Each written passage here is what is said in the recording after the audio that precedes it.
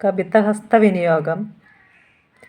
ലക്ഷ്മ്യാം ചൈവ സരസ്വത്യാം നടനാം താളധാരണേ ഗോദോഹനേ വ്യഞ്ജനേ ച ലീലാകുസുമധാരണേ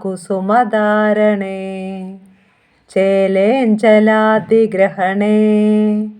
പടസൈവാവഗുണ്ഡനേ ധൂപദീപാർച്ചനേ ചാപി കവിത്തസംയുജ്യതേ. ശ്ലോകാർത്ഥം.